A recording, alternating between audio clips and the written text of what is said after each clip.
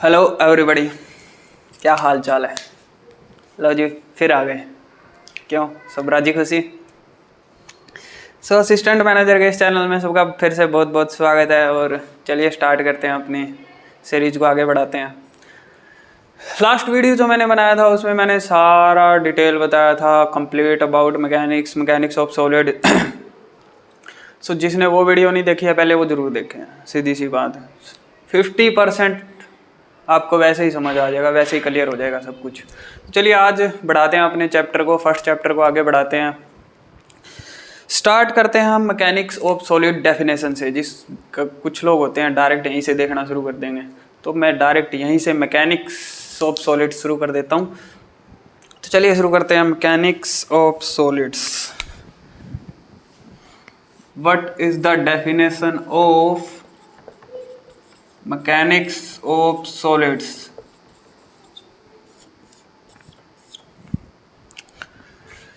What is the definition of mechanics of solids? Solid material है भाई ये कोई। मैकेनिक्स मैंने बताया it is the branch of physics. क्यों भाई? क्योंकि उसमें स्टैटिक्स है, डायनामिक है, मोशंस ऑफ बॉडी है या बॉडी रेस्ट में है। न्यूटोनियन मैकेनिक्स पे वो बेस्ड है, क्योंकि न्यूटन्स के लॉज पे वो बेस्ड है। इसीलिए फिजिक्स, न्यूटन किस में आता है? फिजिक्स में। फिजिक्स उसने जो 3 लॉज जो एक्सप्लेन किए थे वो मैंने लास्ट वीडियो में सबको एक्सप्लेन किया है, वो जाके जरूर देख लें। स्टैटिक में जैसे फर्स्ट लॉ होगा, या डायनामिक में सेकंड लॉ होगा, जैसे भी मैंने बताया वो आप एक बार देख लेना लास्ट वाली वीडियो। तो उसके अकॉर्डिंग ही सारा न्यूटन्स के लॉज पे लगभग फिजिक्स काफ़ी टिकी हुई है। तो चलिए स्टार्ट करते हैं mechanics of solid. Mechanics of solids में सॉलिड्स बोले तो सॉलिड मटेरियल, और मैकेनिक्स बोले तो that is branch of physics. So mechanics of solids is also a branch of physics. Okay, that's clear. So it is a branch of physics.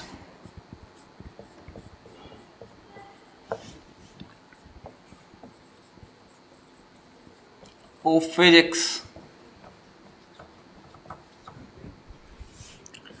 that deals, मैंने last video में बताया but मैं repeat इसलिए कर रहा हूँ कि वहाँ पे थोड़ा सा माइक बंक भी किया है। सो छुट्टी छाटी ले गया बेचारा, वो थक गया होगा। काफ़ी बड़ी वीडियो थी मतलब, और मुझे पता भी नहीं था वो ठीक भी है कि नहीं है, और मैंने एक्सचेंज भी कर लिया। सो काफ़ी डिफ़िकल्ट है यार टीचिंग करना, काफ़ी डिफिकल्ट, ये सिस्टम बनाना काफ़ी डिफ़िकल्ट सा रहता है। और कभी कुछ काम नहीं करता, कभी कुछ काम नहीं करता। हर चीज़ एक्यूरेट चाहिए तब जाके अच्छी टीचिंग होती है। So it is the branch of physics that deals with the study of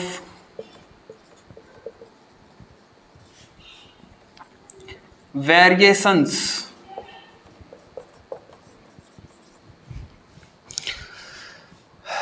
हम वेरिएशंस की स्टडी करेंगे। बताऊं कैसे? अभी मैं एक बार पहले नोट डाउन करवाता हूं, फिर मैं सारा एक्सप्लेन करता हूं। वेरिएशंस अकर्स इन सॉलिड्स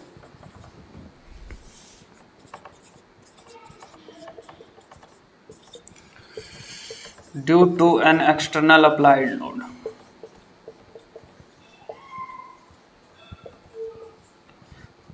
या कुछ लोग इसको बोल देते हैं भाई under the action of forces, एक ही बात है।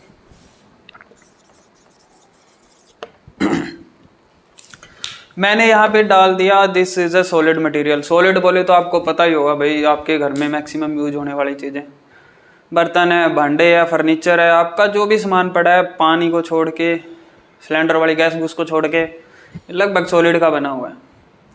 हर एक चीज़ को, हर एक मटेरियल को एक अच्छी शेप दी हुई है, कितनी प्यारी लगती है। पर क्या स्टार्टिंग में ऐसी होती है? नहीं। इसीलिए सॉलिड के साथ छेड़खानी करने की ज़रूरत पड़ती है उसको एक अच्छी शेप देने के लिए। सो ये मैंने लिखा एक सॉलिड मटेरियल है। अगर मैंने इस पे लोड लगा दिया लाइक ऐसे, दैट इज कंप्रेसिव। और अगर मैं इसको दोनों तरफ खींचता हूं तो टेंसाइल। भाई 2 तरह के फोर्स है जो हम जनरली यूज करते हैं, statics and tensile, compressive and tensile. और थर्ड जो शियर फोर्स होता है वो काफ़ी कम होगा, एक आधा ही कोई न्यूमेरिकल होगा जिसके अंदर वो शियर फोर्स जो इंक्लूड होगा। सो आगे बढ़ते हैं।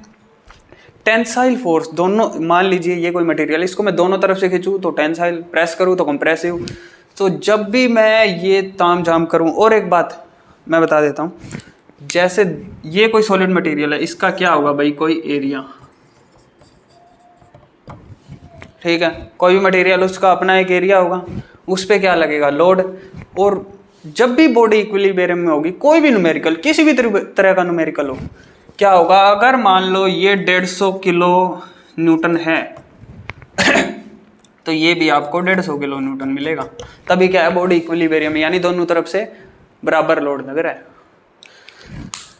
तो चलिए आगे बढ़ते हैं। ये कोई सॉलिड मटेरियल मैंने बताया, इसका एरिया है, उस पर क्या है, वो बॉडी इक्विलिब्रियम में है, क्योंकि दोनों तरफ सेम लोड, बॉडी मूव नहीं कर सकती।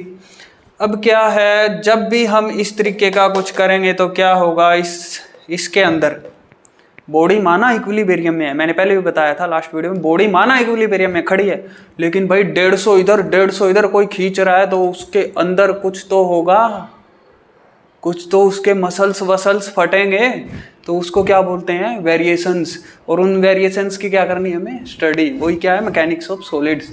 और वो वेरिएशंस क्या क्या हो सकते हैं जैसे ही मैंने लोड दिया, क्या है, एक मटेरियल का क्या है, एरिया, कुछ एरिया है उसका, तो एरिया होगा तो क्या होगा, फोर्स अप्लाई करेंगे तो स्ट्रेस क्रिएट होगा, stress is force per area. So क्या होगा, स्ट्रेस क्रिएट होगा, स्ट्रेस क्या होता है भाई, फोर्स अपॉन एरिया, ये भी मैंने बताया है लास्ट वीडियो में ठीक। स्ट्रेस क्रिएट होने के बाद क्या होगा भाई, माना कि स्ट्रेस क्रिएट होगा, फिर उसके बाद क्या होगा, लोड तो बहुत ज़्यादा है, 150 किलो न्यूटन का दे रखा है हमने तो। सो क्या होगा, उसके बाद होगा डिफॉर्मेशन।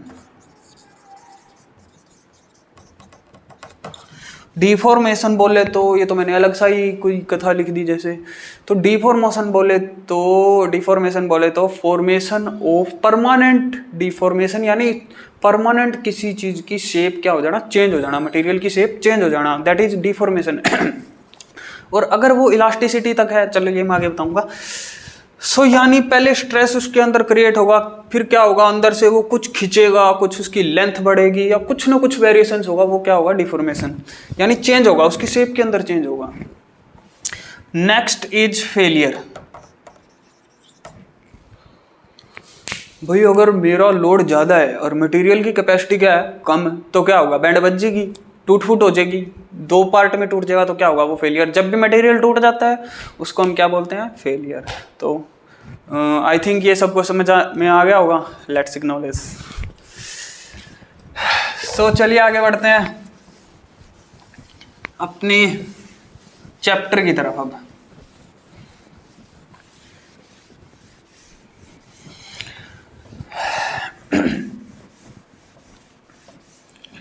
यहां तक चल रहा था हमारे पास बायोडाटा हो गया कंप्लीट। अब हम रूपरेखा पे आते हैं, सीधी सीधी बात करते हैं। सीधी सीधी बात करनी है हमें मटेरियल की प्रॉपर्टीज के बारे में।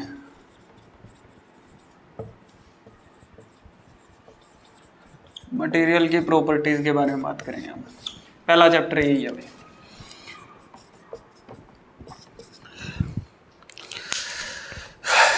मैंने 2 वर्ड लिखे, एक मटेरियल, दूसरा मटेरियल की प्रॉपर्टी। भाई देखो, हर एक, जैसे कोई भी 2-3 तरह के लोग हैं, मानो वो हट्टा कट्टा है, एक क्या बेचारा मुर्दा सा है, एक क्या मेरे जैसा मीडियम सा है कुछ, तो क्या है, अलग अलग प्रॉपर्टी हुई। वो जो तगड़ा है, जिसके मसल्स है, जॉन सेना लगा लो, बटिस्टा लगा लो, तो क्या उनके तगड़े तगड़े मसल्स है, उनमें उनके अंदर क्या है, स्ट्रॉन्गनेस ज़्यादा है, मुझसे तो बहुत ज़्यादा है।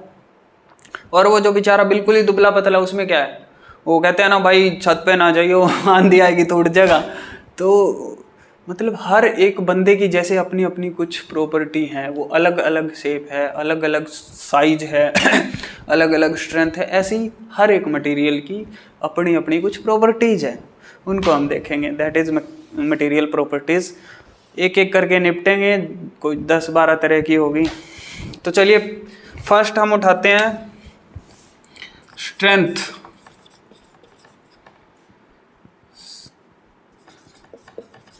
And ultimate strength.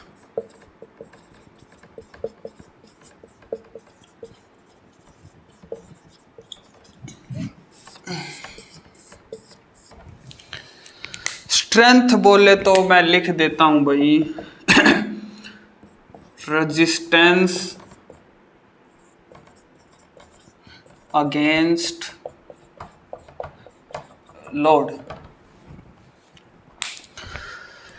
अभी अभी मैंने बात करी थी जॉन सेना, बटिस्टा, अंडरटेकर, कुछ ऐसे इमेजिन हस्तियां हैं हमारे वर्ल्ड में, WWE चैंपियंस। स्ट्रेंथ बोले तो पावर, स्टेमिना, ताकत, एनर्जी, ये सारी चीजें स्ट्रेंथ में आती है भाई।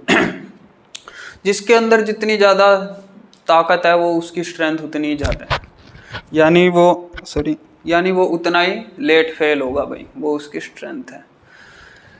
एक बंदा है 5 किलो उठा सकता है, एक 10 उठा सकता है, एक 15 उठा सकता है, 20 उठा सकता है, यानी कौन कितना लोड झेल सकता है वो उसकी क्या स्ट्रेंथ। सो यही मैंने कथा 3 वर्ड में लिखी है, resistance against load without failure.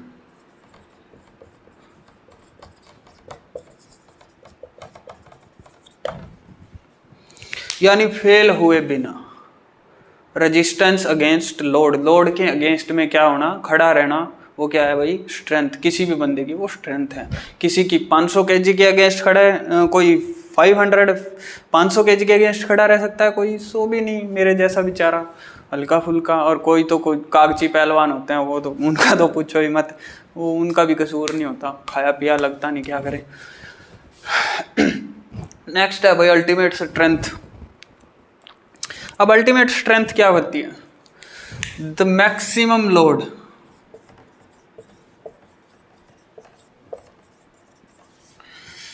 That can bear by a body.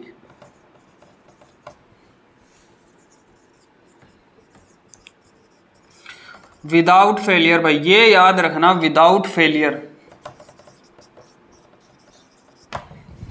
जब भी हम स्ट्रेंथ देखते हैं that means without failure. Fail नहीं होना चाहिए भाई सिस्टम, अगर फेल हो गया तो वो उसकी स्ट्रेंथ नहीं है। फेलियर से पहले, फेल होने से पहले वो कितना झेल सकता है, कितना उठा सकता है, मैक्सिमम कितना उठा सकता है।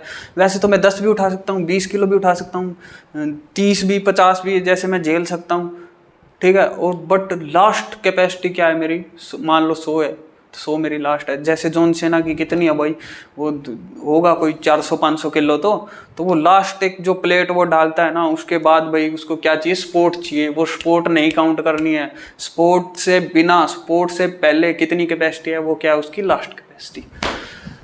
सो वही क्या है भाई अल्टीमेट स्ट्रेंथ, भाई मैक्सिमम कितना वो उठा सकते हैं। तो आई थिंक सबको समझ में आ गया होगा ये। सो चले अभी आगे बढ़ते हैं अपने नेक्स्ट प्रॉपर्टी की तरफ। ये एक प्रॉपर्टी मैंने आपको एक्सप्लेन कर दी, अब चलते हैं हम नेक्स्ट।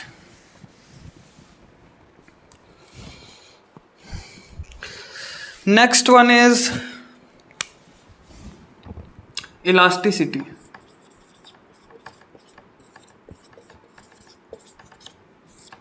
इसके साथ लेंगे हम रेजिलियंस।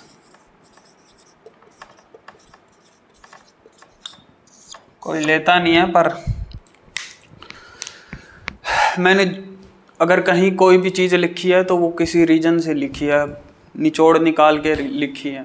सो इसलिए जो चीज़ लिखी है वो ध्यान से देखनी है एक बार। इलास्टिसिटी भाई, मैंने बताया कि कब से हम बात कर रहे हैं भाई, शेप चेंज हो रही है, शेप चेंज हो रही है, शेप चेंज हो रही है, बार बार क्या हो रही है, शेप चेंज हो रही है। मटेरियल को क्या कर रहे हैं, खिंचातानी कर रहे हैं, शेप चेंज कर रहे हैं। पर कुछ केसेस में देखा होगा, जैसे स्प्रिंग है, किसी तरह का रबड़ है, उसमें क्या होता है, फोर्स तो लगाते हैं, फोर्स तो दे दिया, लेकिन जैसे ही फोर्स हटता है वापस क्या होता है, वो अपनी उसी लोकेशन पे आ जाता है। तो वो क्या है, इलास्टिसिटी। सो डेफिनेशन देखो पहले, it is the property of a material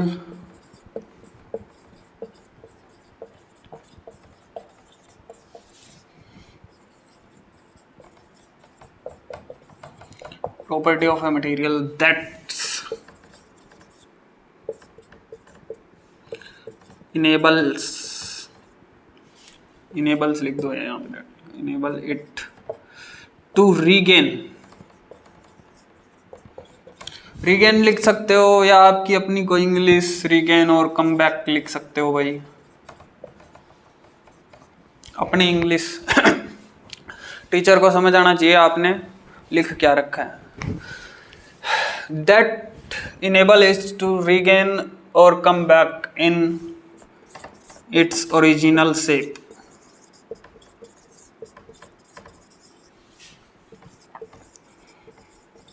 after the removal of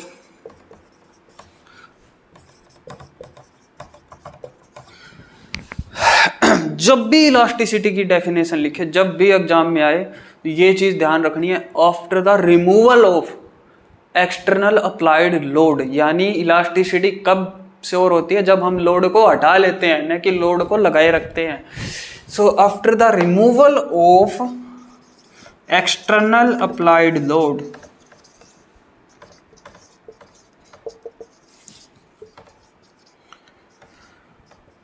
till the, एक ये चीज याद रखनी है भाई, टिल द इलास्टिक लिमिट। भाई इलास्टिसिटी में जो था ना, वो सारा इसे एक डेफिनेशन में अटका दिया, सीधी बात। भाई एक मटेरियल की वो प्रॉपर्टी लोड हटाने के बाद, और लोड कितना होना चाहिए, इलास्टिक लिमिट तक। इलास्टिसिटी की एक लिमिट होती है, अगर उससे ज़्यादा खींच दिया, स्प्रिंग की एक लिमिट होती है, स्प्रिंग पे कितना लोड खींचे, कितना वो खींचे, उससे ज़्यादा खींच दिया तो क्या हो जाएगा, वो शेप चेंज हो जाएगी, वो प्लास्टिक डिफॉर्मेशन में चला जाएगा। सो एक लिमिट तक अगर हम लोड लगाते हैं और उसको लोड को हटा देते हैं, हटाने के बाद क्या होगा, मटेरियल अपनी वापस उसी शेप में आ जाएगा, दैट इज इलास्टिसिटी। तो चलिए एग्जांपल देख लेते हैं इसका। अभी मैं स्टील स्टील स्टील स्टील कर रहा हूं ना, तो स्टील ही देखो भाई पहले। अभी मेरा एक क्वेश्चन है, एक सिंपल सा क्वेश्चन है। फर्स्ट इज स्टील, एग्जांपल्स हैं भाई जो मोस्ट कॉमन इंपॉर्टेंट एग्जांपल्स है। सेकंड इज रबड़। स्टील कुछ इस तरह की शेप देखी होगी आपने स्प्रिंग की, और रबड़ तो वैसे ही कोई बना लेना भाई, वैसे ही खींचेंगे इसको। तो ये दो जो एग्जांपल मैंने बता दिए, 2 examples, there are 2 examples most important. इन्हीं पे एक क्वेश्चन आता है। क्वेश्चन क्या है, why steel is more elastic than rubber. Steel रबड़ से ज़्यादा इलास्टिक क्यों है। स्टील दिखने में तो क्या लगता है, ठाडा तकड़ा लगता है। रबड़ को हम देखते ही क्या करते हैं, यार रबड़ जल्दी वो आ गया, मतलब रबड़ ज़्यादा होना चाहिए, पर स्टील तो ठाडा तकड़ा भी दिखता है, वो है कम इलास्टिक। तो ऐसा क्यों है? जिसको पता है कमेंट में अटका देना, नहीं पता वो देखो। बिकॉज ये चीज़ याद रखना भाई, because elasticity, because elasticity depends upon how much fast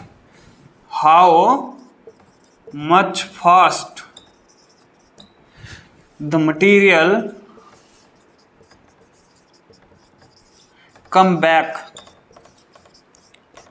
or regain in its original shape.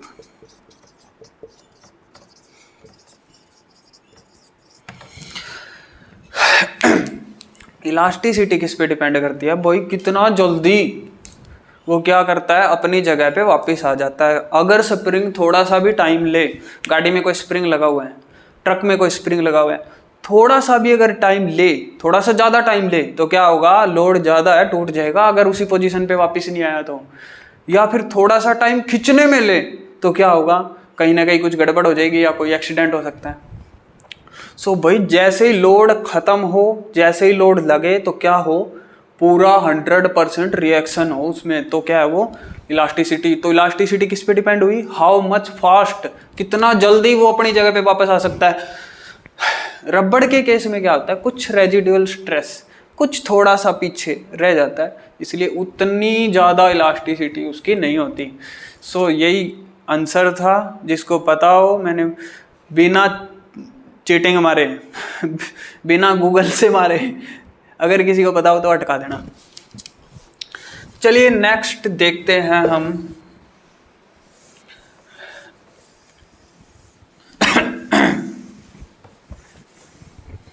Elasticity के बाद हम देखते हैं रेजिलियंस।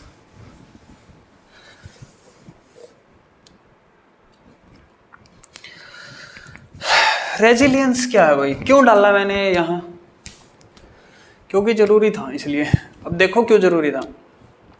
इलास्टिसिटी एक तरह की प्रॉपर्टी, मैंने बताया कि मटेरियल क्या होगा, वापस उसी शेप में आ जाएगा। अब रेजिलियंस क्या है? रेजिलियंस है, इट इज द पहले डेफिनेशन देखो। It is the property of a material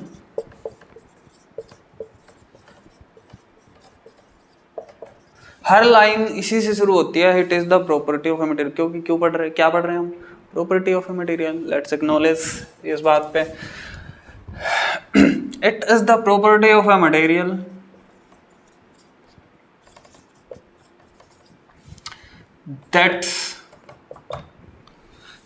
that enables it to store energy,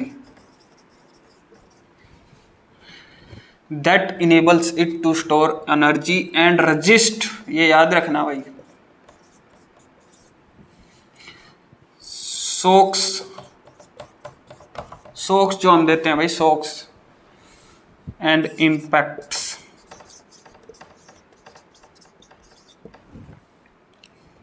यानी एकदम से जो लोड हम देते हैं। रेजिलियंस क्या है? एक मटेरियल की वो प्रॉपर्टी, क्या प्रॉपर्टी? एनर्जी ऑब्जॉर्व करने की, एनर्जी को स्टोर करने की प्रॉपर्टी क्या है? रेजिलियंस। सिर्फ इतना ही, रेजिलियंस की डेफिनेशन में सिर्फ इतना ही कि एक मटेरियल की वो प्रॉपर्टी क्या? एनर्जी स्टोर करने की। क्या एनर्जी स्टोर करने की मतलब? भाई कोई बंदा है, मेरे पास डंडा है, खींच के दिया टांगों पे घुमा के, तो क्या होगा? मर थोड़ी जाएगा, मरेगा तो नहीं। तो क्या होगा? उसने झेल लिया मतलब उतनी एनर्जी उसने जिस फोर्स से मैंने लगाई थी वो क्या कर ली? उसने स्टोर कर ली। ऐसे कोई मटेरियल ले लिया कोई हथौड़ा, दिया घुमा के, अगर नहीं टूटा तो स्टोर कर ली, और टूट गया तो भाई क्या है? एनर्जी स्टोर नहीं की उसने, क्या हो गया? मतलब वो उस लिमिट से ज़्यादा थी। सो ऐसे ही क्या होता है, हम इम्पैक्ट लोड देते हैं और हमें पता चल जाता है कि उसकी ब्रिटलनेस कितनी है। वो मतलब एकदम इम्पैक्ट लोड देने से मटेरियल कितना मतलब जल्दी टूट रहा है, मतलब कितना वो झेल सकता है। सो ये आगे पढ़ेंगे, इम्पैक्ट लोड भी आगे आएगा, जैसे 4P टेस्ट वगैरह में, आईजोड टेस्ट वगैरह में। सो रेजिलियंस मैंने बताया कि सिर्फ एक प्रॉपर्टी, क्या प्रॉपर्टी? एनर्जी स्टोर करने की। अब देखो रेजिलियंस में आगे ये तो हो गया रेजिलियंस।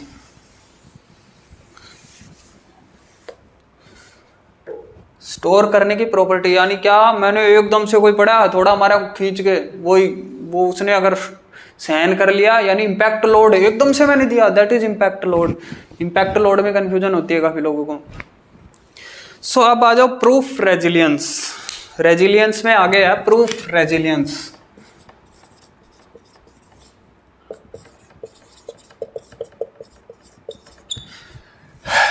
एक तो है प्रूफ रेजिलियंस और एक है मॉडुलस ऑफ रेजिलियंस। दोनों को अलग अलग लेंगे भाई। पहले ये देखो मॉडुलस ऑफ रेजिलियंस क्या है, जैसे मॉडुलस ऑफ इलास्टिसिटी भी आएगा एक। सो मॉडुलस ऑफ रेजिलियंस है क्या? ये तो मैंने बता दिया कि रेजिलियंस एक एनर्जी स्टोर करने की क्या है, एक प्रॉपर्टी, पर उसको मेजर भी तो करना है। मेजर कैसे करेंगे? हमें पता कैसे चलेगा कितनी एनर्जी उसने स्टोर कर ली? तो क्या है प्रूफ मॉडुलस ऑफ रेजिलियंस? क्या है? It is the property of a material, वो तो क्या रेजिलियंस। मॉडुलस ऑफ क्या है? इट इज मेजर्ड बाय, यानी हमें मेजर करना है। अब पहले क्या था, हमें पता था कि कोई प्रॉपर्टी स्टोर करने की, अब क्या हम मेजर कर रहे हैं। इट इज मेजर्ड बाय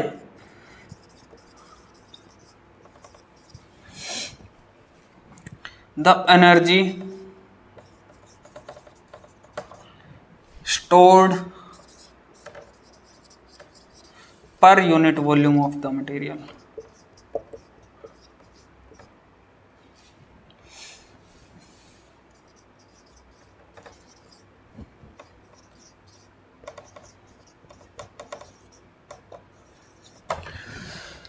इसको किसी भी तरीके से लिख लेना भाई, it is measured by the storage of energy या per unit volume of the material, यानी एक energy stored by material per unit volume.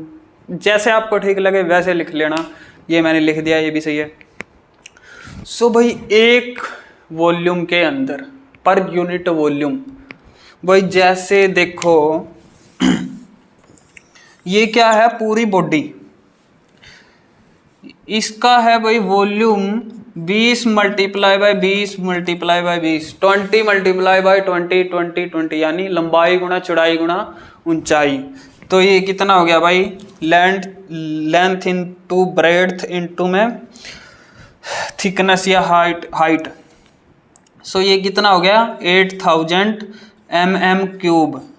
ठीक है भाई, mm में मैक्सिमम चीजें जो हम नोट डाउन करते हैं वो mm में करते हैं। mm सेंटीमीटर बहुत कम मिलेगा, यानी मिलीमीटर में हमें देखना होता है। सो भाई टोटल इसका वॉल्यूम कितना है 8000, और एक यूनिट वॉल्यूम के अंदर यानी 1 मल्टीप्लाई 1 मल्टीप्लाई 1, सो 1 mm³। भाई 1 mm³ के अंदर उसने कितनी एनर्जी स्टोर करी, उसको क्या कर दो, इससे गुणा कर दो भाई, उत्तर आ जाएगा, सीधी सी बात। उसको क्या कर दो, पूरे वॉल्यूम से मल्टीप्लाई कर दो, तो क्या हो जाएगा प्रूफ रेजिलियंस। और एक वॉल्यूम में जितनी स्टोर करता है वो क्या है, modulus of resilience. So proof resilience भी मैंने बता दिया कि पूरे में कितनी, the amount of energy, the amount of energy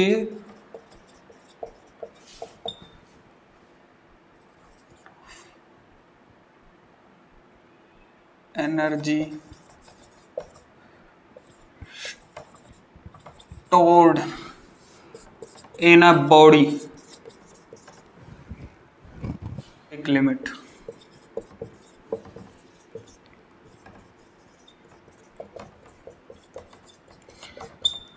ये भी elastic limit, amount the measured by energy stored per unit volume of the energy stored इन पर unit volume of the material till the elastic limit. भाई ये भी elastic limit तक और वो भी इलास्टिक लिमिट तक, यानी मेजरमेंट हमें कहाँ तक करनी है, इलास्टिक लिमिट तक, उससे ऊपर नहीं जाना है। कोई भी कैलकुलेशन होगी, कोई भी हम वो क्या बोलते हैं उसको, न्यूमेरिकल करेंगे, कहाँ तक करेंगे, इलास्टिक लिमिट तक। सो भाई एक वॉल्यूम के अंदर जितनी एनर्जी स्टोर होती है पूरी बॉडी के अंदर, amount of energy stored in a body up to the elastic limit, यानी पूरी बॉडी में कितनी स्टोर होगी, पूरा वॉल्यूम कितना है उसका। So that is modulus of resilience and proof resilience. So आज की वीडियो में इतना ही। आई थिंक सबको समझ आ गया होगा कुछ इस वीडियो से रिलेटेड, या मैंने जो लास्ट वीडियो थी उससे रिलेटेड। अगर कुछ भी पूछना हो, कुछ भी, सो क्या हो कमेंट में थोड़ा सा अटका देना। सो आई थिंक सबको समझ आ गया होगा। So let's acknowledge.